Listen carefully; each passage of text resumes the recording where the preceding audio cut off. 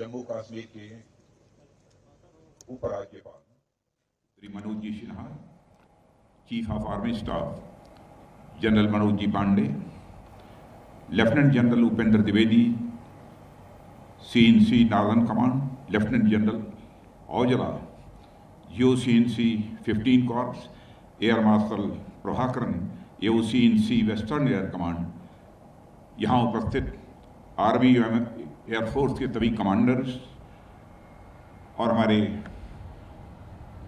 जिन्होंने कि जम्मू कश्मीर को बचाने में शहादत दी है, अपना सर्वस्व न्यौछावर किया है, उनके नज़दीकी परिवारजन, अन्य सारे वरिष्ठ अधिकारीगण, 1947 युद्ध में हिस्सा रहे मेरे बहादुर सैनिकों के सभी सम्मानित परिजन, मीडिया के मित्रों, देवियों व सज्जनों, मित्रों, ये हम सभी के लिए एक हर्ष का विषय है कि भारतीय सेना द्वारा आज शौर्य दिवस का आयोजन किया जा रहा है। इस अवसर पर सबसे पहले मैं भारत माता के उन सभी वीर सपूतों को शीश झुकाकर नमन करता हूं, जिन्होंने देश की एकता और अखंडता की सुरक्षा के लिए अपना सर्वस्व न्यौछावर कर दिया। यह उनके शौर्य और पराक्रम का ही प्रताप है कि कश्यप मुनि और ललितादित्य की धरती आज यह भारत का अभिन्न अंग है। साथियों, आज भारत की जो एक विशाल इमारत हमें दिखाई दे रही है, वह हमारे वीर योद्धाओं के बलिदान के नींव पर ही टिकी हुई है। भारत नाम का यह विशाल वटवृक्ष उन्हीं वीर जवानों के खून और पसीने से अभिसिंचित है। अपने हजारों साल के इतिहास में इस देश ने अनेक ठोकरें खाई हैं, पर अपने वीर जवानों के दम पर यह बार बार उठा है। और जैसा कि किसी ने कहा है कि our greatest glory is not in never falling but in rising every time we fall. अर्थात हमारी महानता कभी न गिरने में नहीं है, बल्कि गिरने के बाद हर बार उठ जाने में है। बार बार गिरकर भी यह देश संभला है और इसने अपने वैभव को पुनः प्राप्त करने का प्रयास किया है। सन 1947 की घटना भी भारत के ठोकर खाने और संभलने की ही एक और अहम घटना है। मेरे साथियों, 1947 में भारत और पाकिस्तान के बीच जो विभाजन की कथा लिखी गई, इस कथा की रक्तिम स्याही अभी सूखी भी नहीं थी कि पाकिस्तान द्वारा विश्वासघात की एक नई पटकथा लिखी जानी शुरू हो गई थी। विभाजन के कुछ ही दिनों के भीतर पाकिस्तान का जो चरित्र सामने आया, उसकी कभी कल्पना भी नहीं की गई थी। नए जन्मे पाकिस्तान के पांव पालने में ही दिखाई देने लग गए थे। भारत में जम्मू और कश्मीर के विलय को लेकर विचार विमर्श चल ही रहा था कि 22 अक्टूबर 1947 को पाकिस्तान ने जम्मू और कश्मीर पर हमला बोल दिया। बताते हैं कि उत्तर पश्चिम सीमा प्रांत से बड़ी संख्या में कबायली अचानक से जम्मू और कश्मीर में घुस आए, जैसा कि हमने ऑडियो विजुअल डिस्प्ले में देखा है। और उनके शरीर पर सेना की वर्दी भले ही नहीं थी, लेकिन हाथों में बंदूकें, मशीन गनें, मोर्टार और लड़ाई के भी अन्य सामान थे। पहले हमला सीमांत स्थित नगरों दोमल और मुजफ्फराबाद पर हुआ।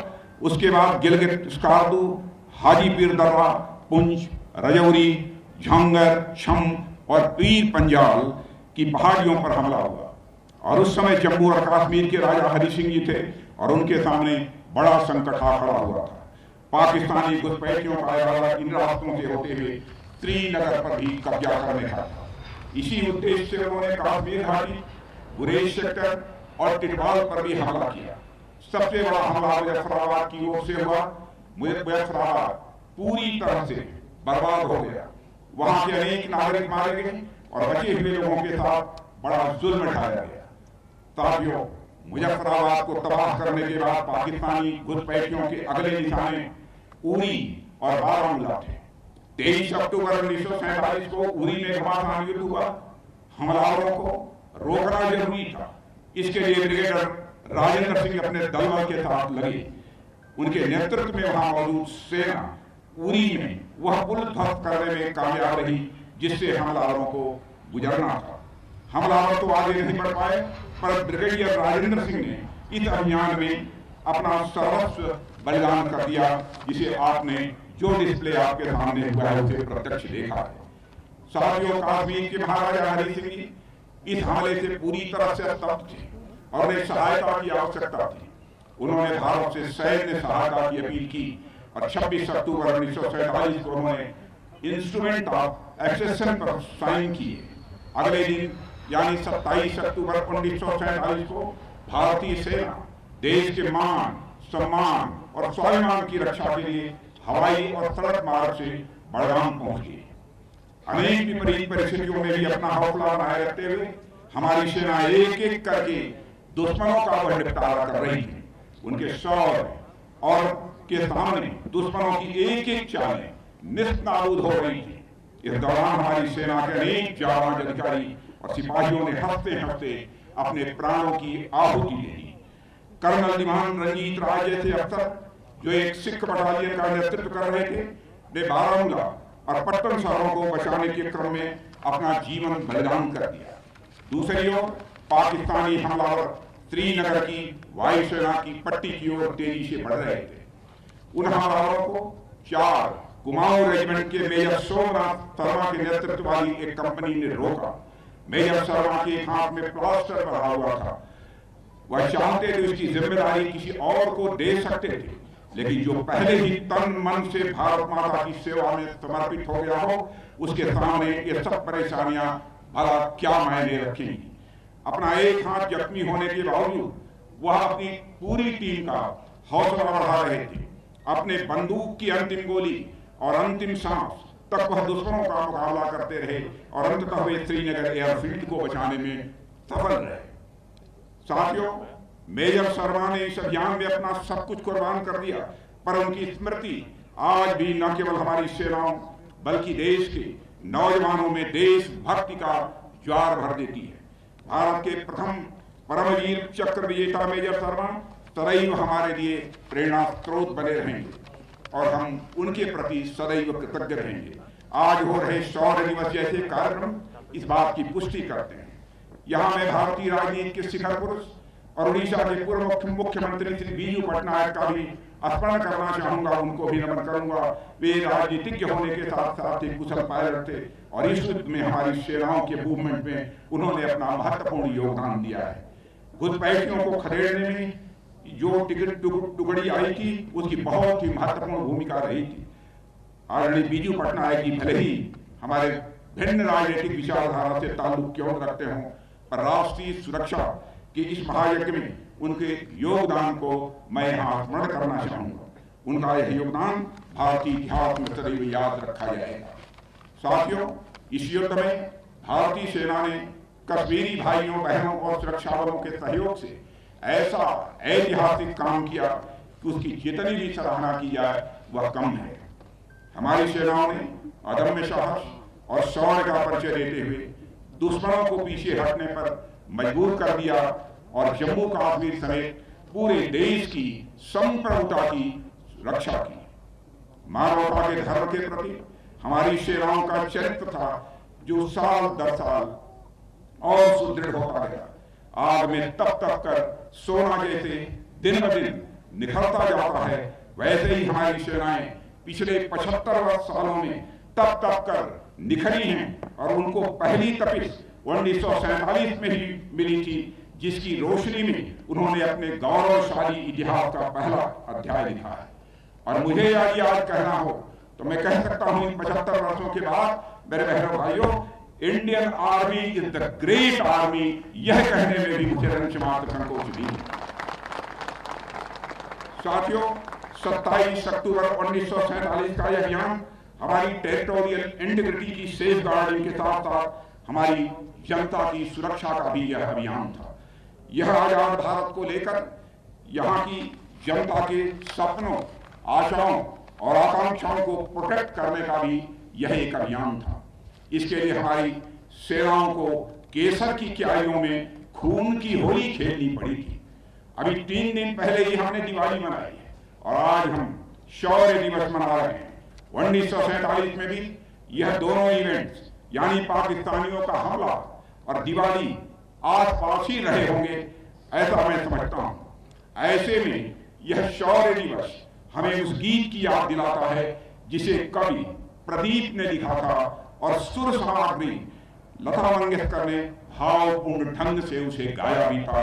वह गीत है, जब देश में थी दिवाली वे खेल रहे थे होली, जब हम बैठे थे घरों में वे झेल रहे थे गोली, थे धन्य जवान वो अपने, थी धन्य उनकी जवानी, जो शहीद हुए हैं उनकी जरा याद करो कुर्बानी।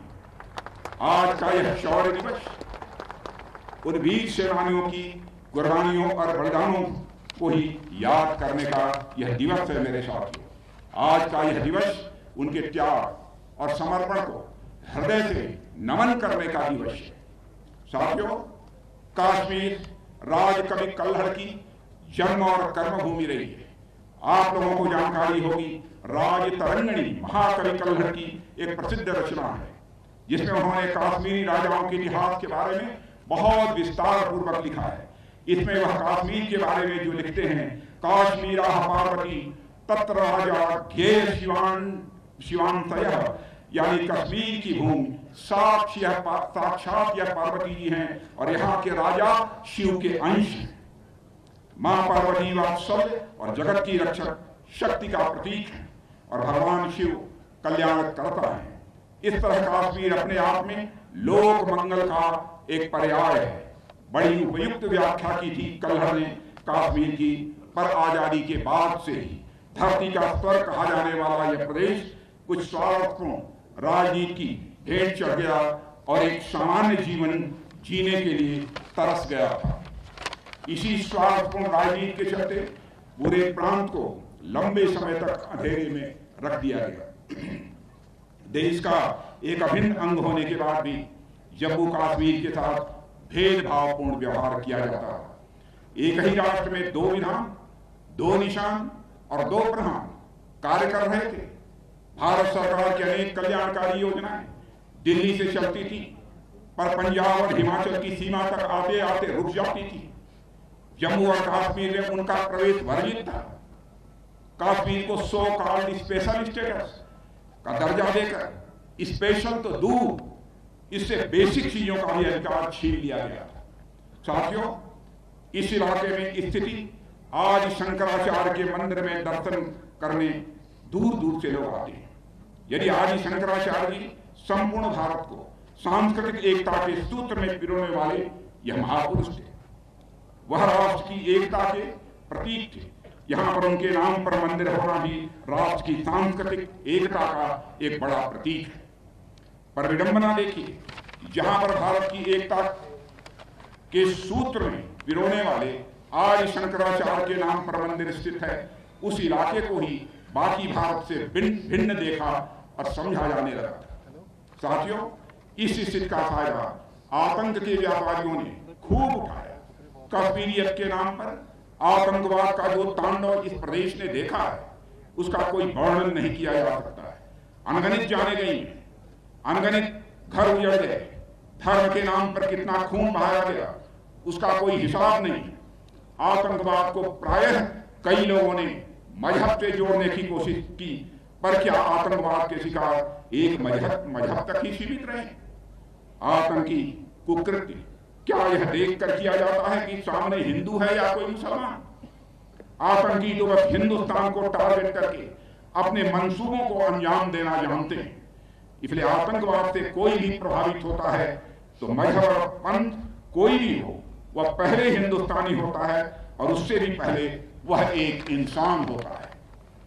और इंसान के मूलभूत अधिकारों का हनन किसी भी सूरत में एक आदर्श समाज के लिए मेरे बहनों भाइयों यह एक्सेप्टेबल नहीं है।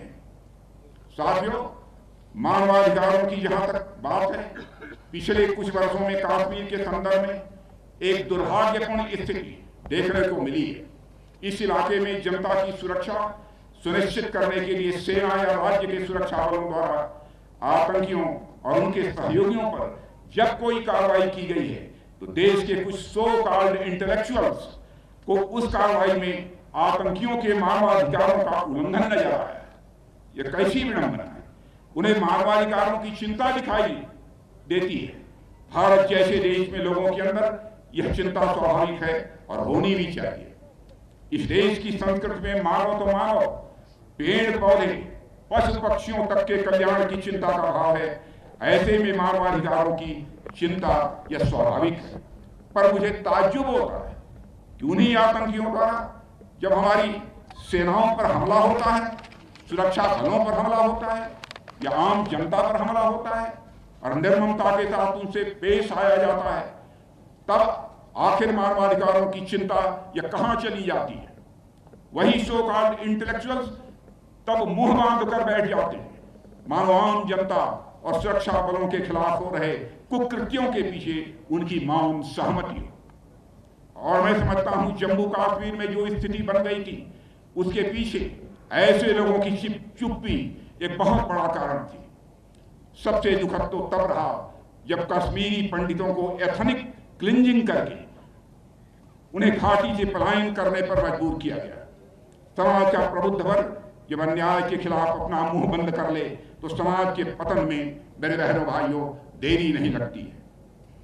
जम्मू कश्मीर भी इसी राह पर चल निकला था, इसलिए इस इलाके में बदलाव और विकास के लिए एक बड़ा कदम उठाना जरूरी था। यहाँ मैं श्रद्धेय श्री श्यामा प्रसाद मुखर्जी का स्मरण करता हूँ और उनकी पावन स्मृति को नमन करता हूँ, जिन्होंने देश में इस व्यवस्था के खात्मे और एक अखंड भारत के निर्माण के लिए जम्मू कश्मीर के फुल इंटीग्रेशन के लिए 1952 में सत्याग्रह चलाया। श्री मुखर्जी के साथ ही मैं एक और नाम लेना चाहूंगा जिन्होंने जम्मू कश्मीर के इंटीग्रेशन के लिए अपना पूरा जीवन ही समर्पित कर दिया। वह नाम कोई और नहीं बल्कि जम्मू और कश्मीर के पुत्र और प्रजा परिषद पार्टी के संस्थापक सदस्यों में से एक पंडित प्रेमनाथ जी डोगरा का है। शेरे डुग्गर उपनाम से जाने वाले पंडित प्रेमनाथ जी डोगरा के कुशल नेतृत्व में चले आंदोलन से जम्मू कश्मीर में न्याय और समानता की नींव पड़ी। साथियों, जम्मू कश्मीर के विकास का इतिहास उठाकर देखा जाए तो उसमें डोगरा समुदाय की बड़ी अहम भूमिका दिखाई देगी। महाराजा गुलाब सिंह जी से लेकर महाराजा हरि सिंह जी के नेतृत्व में डोगरा समुदाय के भाइयों और बहनों ने जम्मू कश्मीर में सामाजिक आर्थिक विकास की धारा बढ़ाई। वही धारा आज भी इस इलाके को अभिसिंचित कर रही है। सैन्य शक्ति में भी डोगरा रेजिमेंट हमारी सेना के सबसे गौरवशाली रेजिमेंट्स में से एक है। लगभग 150 सालों के अपने गौरवपूर्ण इतिहास में जब जरूरत पड़ी डोगरा रेजिमेंट के हमारे जवानों ने साहस, शौर्य और पराक्रम के साथ सदैव अपना उन्होंने परिचय दिया है। ऐसे में जम्मू कश्मीर आज अपने जिस पड़ाव पर है उसमें डोगरा समुदाय का योगदान अतुलनीय है, जो पंडित प्रेमनाथ डोगरा जैसे महापुरुषों के माध्यम से जम्मू कश्मीर को प्राप्त हुआ। पंडित डोगरा के ऐतिहासिक कार्यों के लिए उन्हें जम्मू कश्मीर का सरदार पटेल कहा जाए तो यह भी कहना अतिशयोक्तिपूर्ण नहीं हो। श्री मुखर्जी और पंडित डोगरा जैसे महापुरुषों ने मिलकर जिस सांस्कृतिक राष्ट्रवाद को आगे बढ़ाया वह एक विशाल दर्शन पर आधारित है, जो राष्ट्र को जमीन का टुकड़ा न मानकर उसे माता मानता है। माता भूमि पुत्रोहम पृथिव्या का जो संदेश हमारे ऋषियों और मनीषियों ने मेरे बहनों भाइयों दिया और हमारे आज भी वह हमारे लिए उतना ही प्रासंगिक है। और धरती अगर हमारी माँ है और हम सभी उसके संतानें हैं तो जम्मू कश्मीर की संतानें दिल्ली, उत्तर प्रदेश या फिर पंजाब, हरियाणा या महाराष्ट्र, असम, नागालैंड और तमिलनाडु की संतानों से भला अलग कैसे हो सकती थी। इस भावना के साथ ही श्री मुखर्जी ने जम्मू और कश्मीर के फुल इंटीग्रेशन का एक महायज्ञ शुरू किया था, जिसकी पूर्णाहुति 5 अगस्त 2019 को हुई, जब माननीय प्रधानमंत्री श्री नरेंद्र मोदी जी के नेतृत्व और मार्गदर्शन में आर्टिकल 370 का खात्मा हो गया, उसका अवसान हुआ और इस क्षेत्र में उम्मीदों की एक नई सुबह हुई है। साथियों, इस निर्णय के साथ ही हमारी सरकार ने देश को फिर से दिखा दिया कि इरादे हमारे नेक हैं और कथनी करनी एक है। साथियों, पिछले दशकों में सार्वजनिक जीवन में लोगों को जिन समस्याओं का सामना करना पड़ा है, विश्वसनीयता का संकट, क्राइसिस ऑफ क्रेडिबिलिटी, उनमें प्रमुख है सार्वजनिक जीवन के लोगों और संगठनों से जनता की कुछ अपेक्षाएं होती हैं और उन अपेक्षाओं पर खरा उतरना यह हमारा कर्तव्य बनता है। हमने इस बात का हमेशा ध्यान रखा है कि प्रॉमिस लेस एंड डिलीवर मोर। आज अगर हमें पूरे देश का आशीर्वाद मिल रहा है तो उसके पीछे हमारे ऊपर जनता का विश्वास ही है। जिस प्रामिस के साथ हमने जनता का आशीर्वाद प्राप्त किया है उसी निष्ठा के साथ ही उनकी सेवा भी की है। जम्मू कश्मीर के इंटीग्रेशन का संकल्प और उसकी आंच हम लगातार पिछले 7 दशकों से अपने दिल में संजोए बैठे थे और लोगों ने हम पर विश्वास किया और समय बीतने के साथ हम इस कार्य में भी पूरी तरह से सफल हुए। साथियों, जम्मू कश्मीर और लद्दाख के रूप में 2 यूनियन टेरिटरीज में विकास की नई धाराएं बहनी शुरू हुई हैं। भारत सरकार को योजना लाती है तो उस पर इस इलाके के हमारे बहनों भाइयों का भी उतना ही अधिकार होता है जितना कि दिल्ली और उत्तर प्रदेश जैसे बाकी प्रदेश के लोगों का होता है। हमारे जम्मू कश्मीर के उपराज्यपाल श्री मनोज जी सिन्हा इस जम्मू कश्मीर के विकास में अपनी प्रभावी भूमिका का निर्वाह कर रहे हैं। मैं उन्हें भी अपनी तरफ से बधाई देना चाहता हूं। यहां मैं पाकिस्तान से यह सवाल जरूर पूछना चाहूंगा कि हमारे जिन इलाकों पर उसने अपना अनधिकृत कब्जा जमाया हुआ है वहां के लोगों को उसने कितने अधिकार दे रखे हैं। मानवाधिकार के नाम पर मगरमच्छ के आंसू बहाने वाला पाकिस्तान इन इलाकों के लोगों की कितनी चिंता करते हैं यह आप भी जानते हैं और यह हम भी जानते हैं। आए दिन इन मासूम भारतीयों के ऊपर अमानवीय घटनाओं की खबरें सुनाई देती हैं। इन अमानवीय घटनाओं के लिए पाकिस्तान पूरी तरह से जिम्मेदार है और यह मैं चर्चा कर रहा हूं तो पाक ऑक्युपाइड कश्मीर की मैं चर्चा कर रहा हूं। इतिहास गवाह है कि जिन जिन शासकों और राज्यों ने यहां तक कि जिन जिन लोगों ने जनता पर जुल्म किए हैं उन्हें आगे चलकर उसका भुगतान जरूर करना पड़ा है। पाकिस्तान भी पाक ऑक्युपाइड कश्मीर में आज जो अत्याचार का बबूल बो रहा है आने वाले समय में उसके सामने कांटे की ही फसल तैयार मिलेगी यह मैं बताना चाहता हूं और अपने कृत्यों से वह आम के फल की अपेक्षा कभी नहीं कर सकता है।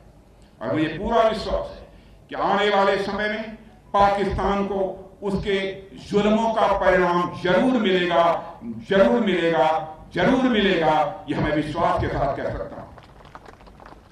साथियों, पाक ऑक्युपाइड कश्मीर की जनता का दर्द हमें भी सालता है।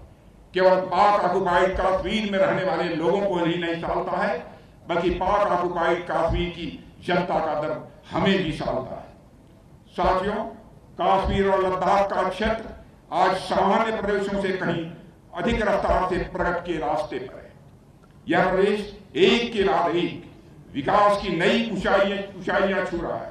पर मैं यहां कहना चाहूंगा कि अभी तो हमने इस इलाके के डेवलपमेंट का आगाज भर किया है। अभी तो हमने उत्तर दिशा की ओर चलना प्रारंभ कर दिया है। हमारी यात्रा तो तब पूरी होगी जब हम 22 फरवरी 1949 को भारतीय संसद में सर्वसम्मत पारित हुए प्रस्ताव को अमल में लाएंगे और उसके अनुरूप हम अपने बाकी बचे हिस्से जैसे गिलगित और बाल्टिस्तान तक पहुंचेंगे। मेरे साथियों, आचार्य शंकर से लेकर सरदार वल्लभ भाई पटेल ने राष्ट्रीय एकता का जो सपना देखा था वह तब जाकर पूरा होगा। हमारी यात्रा तो तब पूरी होगी जब 1947 के रिफ्यूजीज को न्याय मिलेगा, जब उनके पूर्वजों की भूमि उन्हें ससम्मान वापस मिल सकेगी।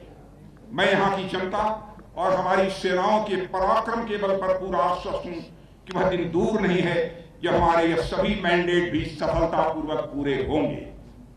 साथियों, आज 27 अक्टूबर 1947 को हुए स्वतंत्र भारत के प्रथम सैन्य अभियान के ऐतिहासिक पल के स्मरण की पहल आप लोगों के द्वारा की गई है। इसके लिए मैं आप सबको तहे दिल हार्दिक बधाई देना चाहता हूं और अपने आर्मी के सारे अधिकारी और सारे जवानों को भी मैं विशेष रूप से मैं बधाई देना चाहता हूं। एक फेमस मुहावरा प्रॉवर्ब है, history is not Wars, history was not Wars, it is. यानी इतिहास केवल अतीत का ही नाम नहीं है बल्कि हमारे वर्तमान का भी एक महत्वपूर्ण अंग है। यह शौर्य दिवस हमें एक और अवसर देता है कि हम अपने वीरों के शौर्य और पराक्रम और राष्ट्र के प्रति उनके योगदान का स्मरण करें, तो दूसरी ओर हमें इस बात पर भी विचार करने के लिए प्रेरित करता है कि आजादी के 75 वर्षों बाद भी हमारा देश दुनिया के अग्रणी देशों में क्यों शामिल नहीं हो सका। इस देश ने दुनिया को अनेक बड़े साइंटिस्ट, इंजीनियर्स, मैथमेटिशियंस, आर्टिस्ट दिए हैं। इस देश में उद्योग और व्यापार की बहुत बड़ी पुरानी परंपरा रही है। आजादी के बाद भी इस देश में अनेक बड़े इंडस्ट्रियलिस्ट हुए हैं जिन्होंने देश ही नहीं बल्कि दुनिया में अपना बड़ा नाम कमाया। टेक्नोलॉजी, एकेडमिक, बिजनेस, फाइनेंस, आज इस सेक्टर्स के हमारे प्रोफेशनल की ख्याति जग जाहिर है। उसके बाद भी ऐसा क्या है जो हमारे देश को आगे बढ़ने से रोकता है साथियों। लेकिन आज मैं कह सकता हूं हमारे प्रधानमंत्री श्री नरेंद्र मोदी जी के नेतृत्व में हमारा देश दुनिया में तेजी के साथ आगे बढ़ रहा है। अंतर्राष्ट्रीय जगत में भारत की प्रतिष्ठा बढ़ी है। पहले अंतर्राष्ट्रीय मंचों पर भारत कुछ बोलता था, उसकी बातों को दुनिया गंभीरतापूर्वक नहीं सुनती थी। लेकिन आज अंतर्राष्ट्रीय मंचों पर भारत कुछ बोलता है तो सारी दुनिया कान खोलकर सुनती है कि भारत बोल क्या रहा है। यह भारत की हैसियत नहीं है साथियों। मैं समझता हूं कि हमारा देश पिछले 75 सालों में कभी अपनी पूरी ताकत के साथ एकजुट होकर आगे नहीं बढ़ा, एक दूसरे का हाथ पकड़कर नहीं आगे बढ़ा। इसलिए इस देश में साइंटिस्ट जितना आगे बढ़े, इंजीनियर जितना आगे बढ़े, मैथमेटिशियंस जितना आगे बढ़े, आर्टिस्ट जितना आगे बढ़े, इंडस्ट्रियलिस्ट जितना आगे बढ़े, आईटी और मेडिकल प्रोफेशनल्स जितना आगे बढ़े, यह देश उतना आगे बढ़ता चला जाएगा। साथियों, आजादी के बाद जैसा कि मैंने पहले कहा, कुछ स्वार्थी तत्वों ने कश्मीरी समाज को अनेक हिस्सों में बांट दिया था। कश्मीरी समाज कश्मीरियत भूलकर हिंदू, मुसलमान, राजपूत, सिख में बंट गया था। उसका परिणाम क्या हुआ यह सब हम सभी के सामने। मैंने अभी इसका जिक्र किया, पर मुझे यह कहते हुए खुशी होती है कि पिछले कुछ वर्षों में कश्मीर की हो या देश की पूरी फिजा बदल रही है। मेरे बहनों भाई, लोगों में एकजुटता आई है और लोग एक दूसरे का हाथ पकड़कर आगे बढ़े। आज से 75 साल पहले 1947 में ठीक इसी समय महात्मा गांधी जी जम्मू कश्मीर में आए थे और यहाँ की स्थिति को देखते हुए कहा था, if anyone can save Kashmir, it is only the Muslims, the Kashmiri Pandit, the Rajputs and the Sikhs who can do so। यह महात्मा गांधी ने कहा था। यानी कश्मीर को अगर कोई बचा सकता है तो कश्मीर के मुसलमान, कश्मीरी के पंडित, राजपूत और सिख मिलकर ही यह काम कर सकते हैं। मुझे कहते हुए खुशी है और मैं गर्व की भी अनुभूति करता हूं कि सरकार ने इनके बीच की विभाजनकारी शक्तियों को उखाड़ फेंका है और आज ये सभी समुदाय मिलकर तेजी से आगे बढ़ रहे हैं। महात्मा गांधी का सपना पूरा होता हुआ मेरे बहनों भाइयों मुझे प्रत्यक्ष दिखाई दे रहा है। ठीक इसी तरह हमारा पूरा देश आपस में मिलजुल कर सहयोग की भावना के साथ एक नए संकल्प के साथ आगे बढ़ रहा है और नए नए लक्ष्य भी हासिल कर रहा है। यह शौर्य दिवस हमें संकल्प लेने के लिए प्रेरित करता है कि भविष्य में कोई भी स्थिति क्यों ना आ जाए, कितनी भी विभाजनकारी शक्तियां हमारे सामने क्यों ना आ जाए, पर हमें उनको उन्हीं की भाषा में जवाब देते हुए अपने राष्ट्र को नई ऊंचाइयों पर पहुंचाने के लिए प्रयत्नशील रहना है। हमें अपने मन, वचन और कर्म से, समर्पित भाव से देश की बेहतरी के लिए हमें काम करना है। यही शौर्य दिवस मनाने का प्रतिफल होगा और मुझे पूर्ण विश्वास है इस पहल का हर क्षण अविस्मरणीय रहेगा और इस तरह के आयोजनों से युवा पीढ़ी राष्ट्र के गौरवशाली अतीत एवं शौर्य गाथाओं से रूबरू ही हो सकेगी। साथियों, अंत में मैं आज शौर्य दिवस और इन्फेंट्री डे के अवसर पर भारतीय सेना, वायुसेना के सभी बहादुर सैनिकों का तहे दिल में हार्दिक अभिनंदन करता हूं और उन्हें हार्दिक शुभकामनाएं भी देता हूं, जिनके अदम्य साहस के कारण आज हमारे भारत के नागरिक सुरक्षित हैं। आप सभी भविष्य में भी अपने इसी पराक्रम के साथ राष्ट्र की सेवा करते रहेंगे, यह सारे देश को पक्का भरोसा है, पक्का विश्वास है। मैं आपके भविष्य के प्रयासों की सफलता के लिए भी मैं हार्दिक शुभकामनाएं देता हूं। मैं एक बार फिर वीर सपूतों और उनके परिजनों को नमन करते हुए यहीं पर विनम्रतापूर्वक अपना निवेदन समाप्त करता हूं। आप सबको बहुत बहुत धन्यवाद।